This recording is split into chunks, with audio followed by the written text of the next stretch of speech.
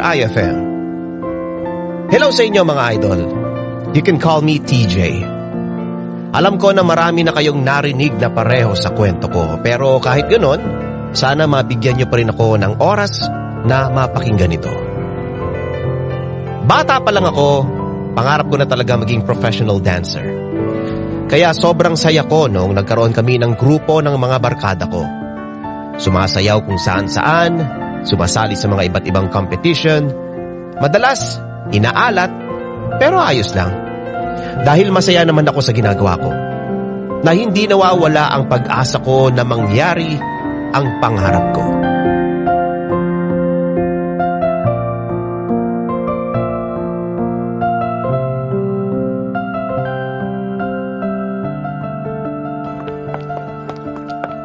Sayang yun, no? Akala ko talaga tayo yung champion mas magaling kaya tayo kaysa doon sa nanalo. Kakaiba yung mga exhibition natin Yung kanilang boring-boring. Tayo pa may pinakamagandang costume. Hayaan mo na. Ganun naman talaga sa mga competition. May nananalo, may natatalo din naman. Saka first placer naman tayo kaya ayos lang yun. Lagi na lang tayong first place. Kailan ba yung huli tayong naging champion? Ang tagal na nun. Alam mo kung ano ang problema? Yung choreography natin. Hindi bagay yung mga steps dun sa sayaw. Ang layo. O sige nga, paano mo sasabihin yan kay Toto? Kilala mo naman yun. Ayaw niyang tinatama siya. Hindi pwede yung ganun. Hindi na nga nagiging effective yung ginagawa niya sa grupo Nagsasayang lang tayo ng oras dito kung parati naman tayong natatalo. Si manager na lang ang kausapin mo. Sa kanya lang naman nakikinig si Toto Pasabi mo na barahin na yung isa. Real talk kumbaga. Sige, sa susunod na meeting, magsasalita na talaga ako. Hindi pwede na parati na lang ganito. Good luck. O siya, nandito na ako sa tapat ng bahay. Ingat ka sa pag-uwi. Oh, sige, ikaw mag-ingat. Yung girlfriend mo, nakatayo na. Doon, sa likod ng screen door nyo. Kaya good luck. Sira ulo. Sige na. Sige. Hi, babe. Kumain ka na ba? Kanina pa. Sige. Ilalagay ko na lang tong tinake-out kong pagkain. Ulam natin bukas na umaga. Oh, anong nangyari sa laban nyo? Talo na naman, no? Di naman. Sakto lang. Nag-first place naman kami. Di talo pa rin. Hay nako, yan na nga bang sinasabi ko Panay ang sali nyo sa mga ganyan. Parati naman kayong talo. Uy, chillax ka lang. Ang harsh mo naman, babe. Kalma lang. Ako tong natalo pero ikaw ang mainit ang ulo. Saka, ganun talaga sa mga competition. Nagkulang lang kami sa ibang bagay. Babawi naman kami next time. Ano? May next time pa? Alam mo, buwagin nyo na lang yung grupo nyo. Total naman, walang nangyayari sa inyong lahat.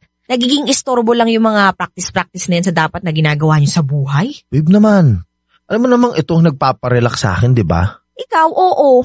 Pero ako, hindi ako nare-relax sa ginagawa mo, no? TJ naman, Diyos ko. Nag-leave ka sa trabaho para sa wala. Sayang lang. Sana, nireserve mo na lang yun sa mas makabuluhang bagay. Makabuluhan naman to Babe, paid leave naman yun. Di naman ako ganun katanga na magli-leave pero hindi bayad.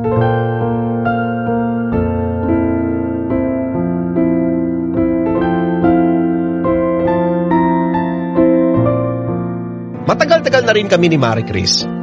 Kumbaga, kasal na lang ang kulang. Alam ko na mahal niya ako, pero tutol din siya sa pangarap ko.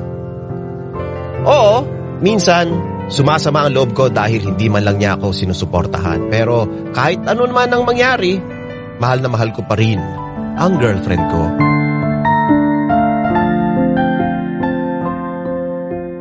Ay, sa wakas, nakauwi rin. Grabe yung traffic sa daan. Ilang minutong hindi umuusad, tapos yung pala, may aksidente nang nangyari. Himala. Mas nauna pa akong nakauwi sa'yo. Wala kaming practice Mabuti naman. At least makakapagpahinga ka ng mabuti. O teka, kumain ka na ba? Hindi pa. Pero nagsayang na ako. Sige. Magigisa na lang ako ng corned beef dyan. Gabi na rin naman ba't ganyan yung tingin mo sa akin? May sasabihin ka ba? Meron sana. O ano yun? Ganito kasi yun.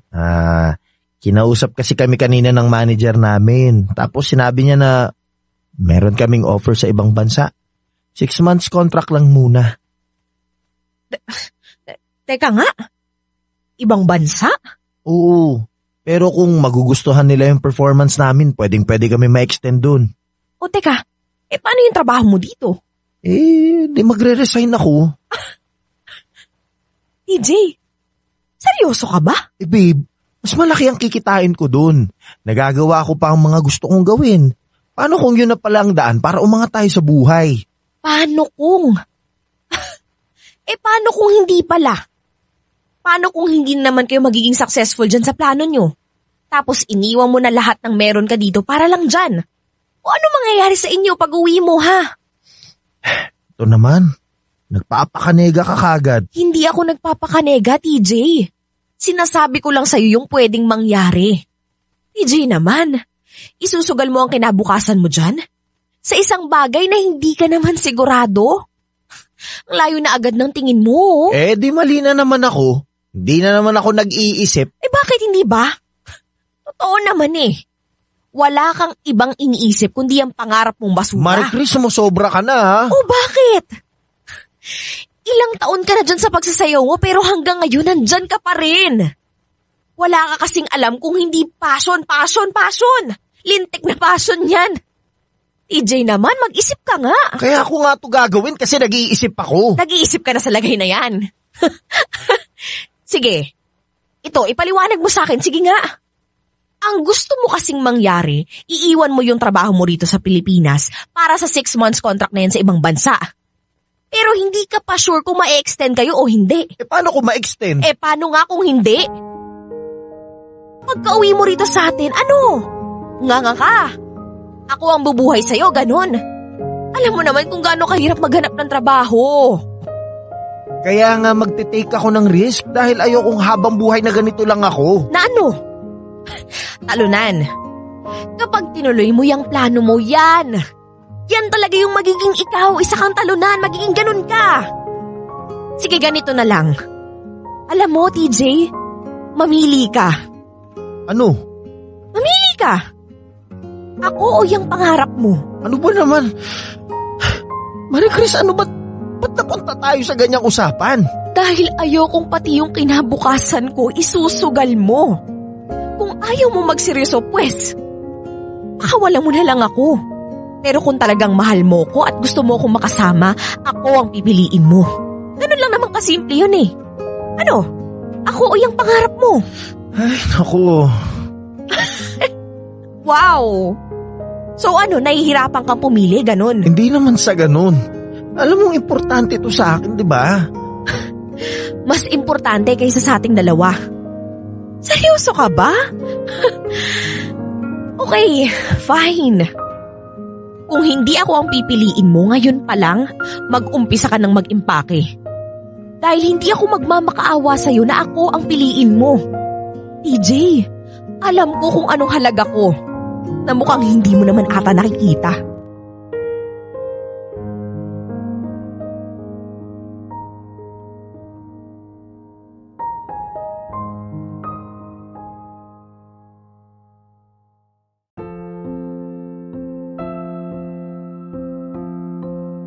Nung una, sumama talaga ang loob ko kay Maricris. Nainis dahil parang isang malaking kasalanan na habulin ko ang pangarap ko. Na parang ang sama-sama kong boyfriend na tuparin ang gusto ko. Pero alam ko naman sa bandang huli, kailangan kong mamili.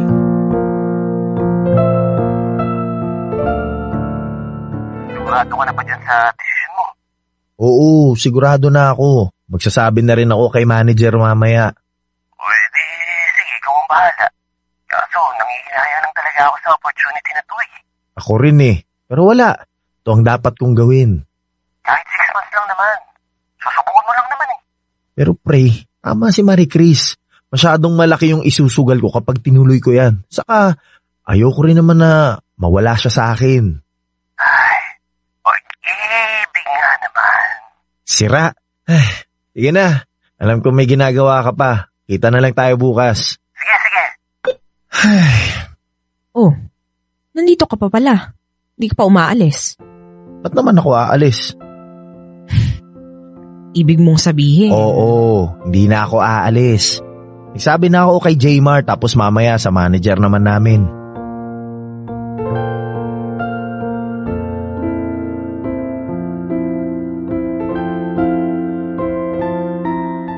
Oo, pinili ko si Marie Chris. Hindi lang dahil yun ang kailangan, kundi yun din ang sinasabi ng puso ko. Mahal ko siya at hindi ko siya kayang mawala sa buhay ko. But deep inside, nandito sa puso ko yung takot na baka hindi ko mapanindigan ang pinili kong desisyon.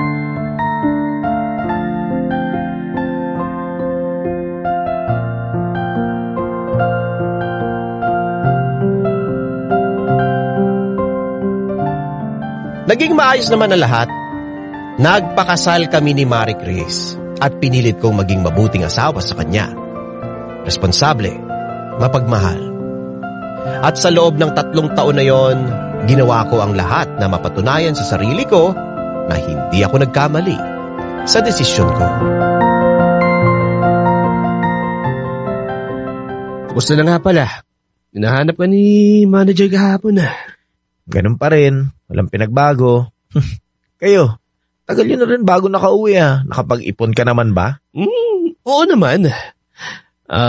Sinigurado ko na yan dahil alam ko na matatapos na yung kontrata namin. Hindi naman panghabang buhay yun, kaya bala ko sana magpatayo ng dance studio. Nox, ayos yan Kapag kailangan mo ng mentor, sabihan mo lang ako. Kaso, mahal ang talent fee ko Alam ko naman yun, kaya nga hindi kita kukunin Ay, teka. Oo nga pala. Pasensya ka na at hindi ako nakapunta dun sa kasal nyo ni Marie Chris. Walang uwian kasi yun Sus, ayos lang. Napakinabangan naman namin yung niregalo mong microwave. Ang ganda ng binili ng kapatid mo. Matibay. Iba na talaga kapag yayamanin. Wala yun. Pero ito ito ang pinakamahalagang tanong ko. Yung totoo, masaya ka ba?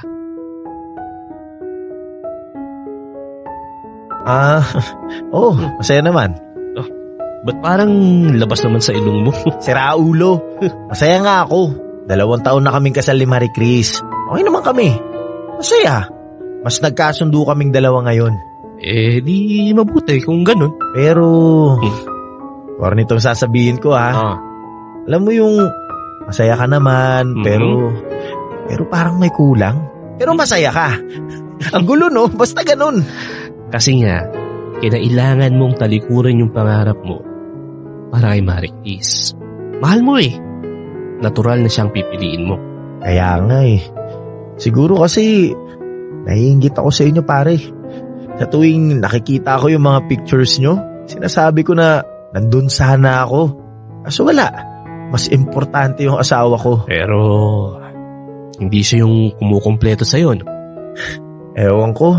Naguguluhan talaga ako. Okay. Sige, ganito Babaan mo lang yung talent fee mo. Isasama kita sa mentor ng itatayo kong dance studio. Ano, game? Ano ka? Siniswerte? Sige na! Alam kong na-miss mo na rin ang pagsasayaw. O at least dito, pwede ka magbigay sa akin ng schedule mo kung kailan ka pwede magturo. Doon sa araw na hindi makakasagabal sa trabaho mo. Tapos, hindi lang yun. Kumikita ka na nga, nakakatulong ka pa sa mga kabataan. Naks! Kawang gawa Oplan sagip kabataan ba to? Hindi, seryoso nga ako. Ano, game? Sige, ano naman ako tatanggi dyan? Okay, usapan yan wala nang bawian. Oo, pangako sisikat ang dance studio mo dahil sa akin. Yabang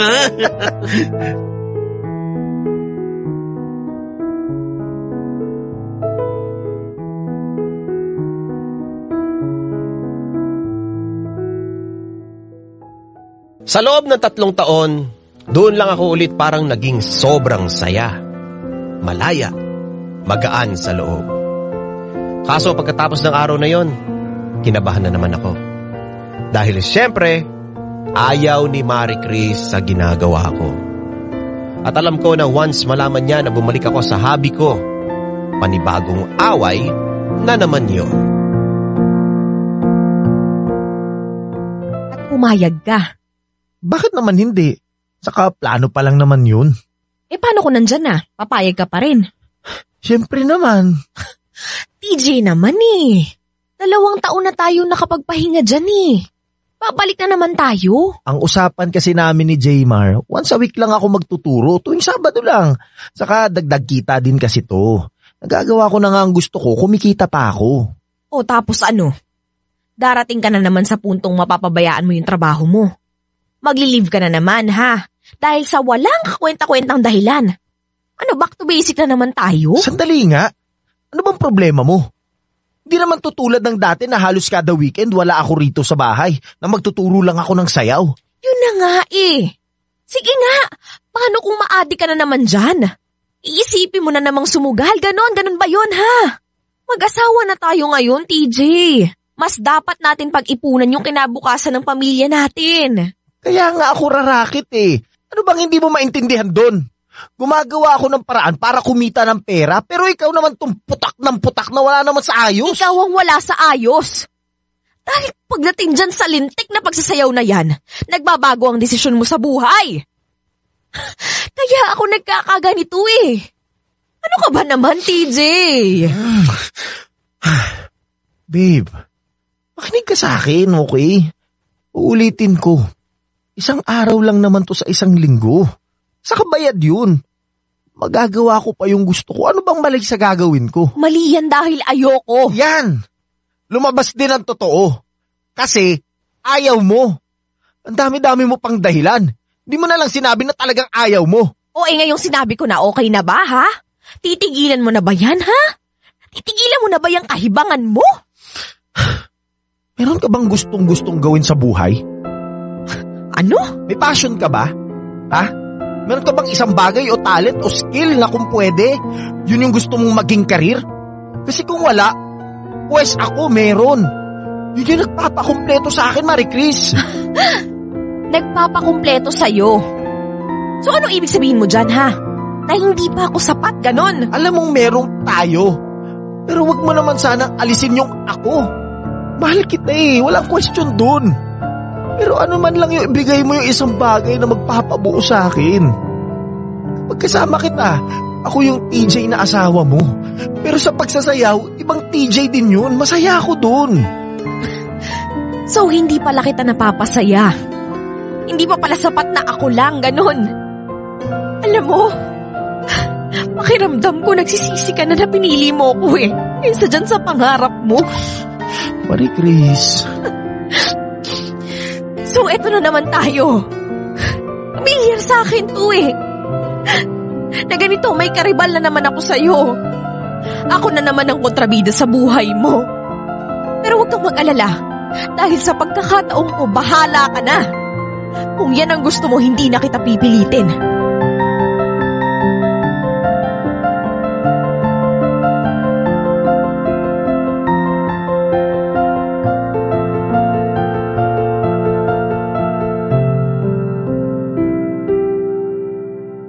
Sa totoo lang, hindi ko alam kung mali ba ang mga nasabi ko. Pero anong nagagawa ko? Yun ang totoong nararamdaman ko. Isang pakiramdam na matagal ko nang hindi masabi-sabi sa kanya. Marie Chris, alam ko nandyan ka. Sinabi na sa akin ng ate mo, kaya please, buksan mo na to. Mag-usap tayong dalawa. Babe! Uy! Usapin mo ko. Ay, salamat. Binuksan mo na rin. Ang sakit na ng kamay ko dyan sa pagkatok sa pinto nyo. Ano bang kailangan mo? Marie Chris, mag-usap tayong dalawa. Di ba nag-usap na tayo kahapon? Saan ang usap dun? Pagkatapos ng away natin, pag uwi ko, wala na lahat ng gamit mo. Wala naman tayong pinag-usapan na aalis ka. Yun na rin yun. Hindi pag-uusap yun. At hindi ako papayag na sa ganito lang matatapos lahat. Para saan pa? Di ba nga, nagsisisi ka na ako yung pinili mo? Dahil mas mahalaga sa'yo yung pangarap mo. Yan kasi ang hirap sa'yo Ang hilig mong mag-conclude ng isang sitwasyon. May narinig ka bang nagsisisi ako? May sinabi ba akong hindi kita mahal? Pero hindi ka na masaya. Hindi ka kontento sa akin. Di ba parehas lang yun? Sige. Aaminin ko na kahit konti. May panghihinayang. Yun. Panghihinayang lang. Pero kahit kailan, hindi ako nagsisisi na pinili kita.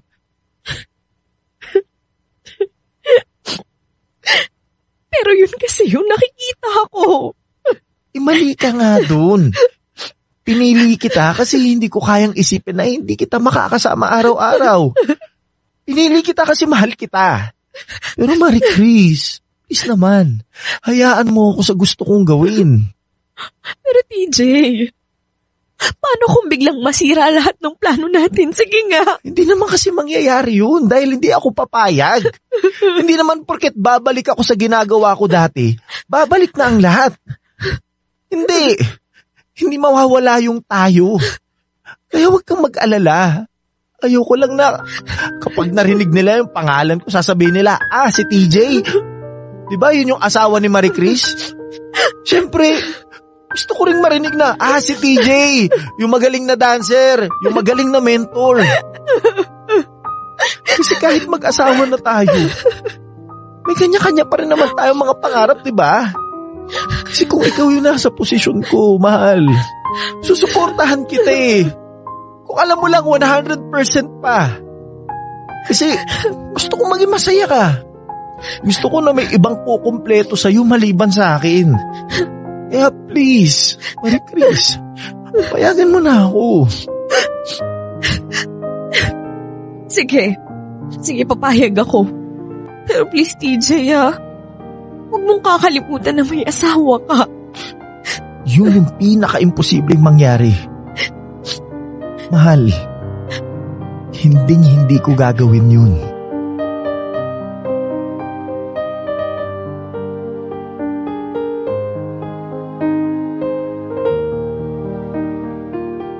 After that, naging maayos naman ang lahat. Mas naging open kami ni Marie Chris sa isa't isa. At nagagawa ko na rin ang gusto ko. Thank you mga idol for reading my letter.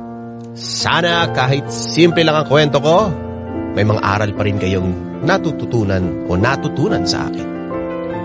Hanggang dito na lang. TJ.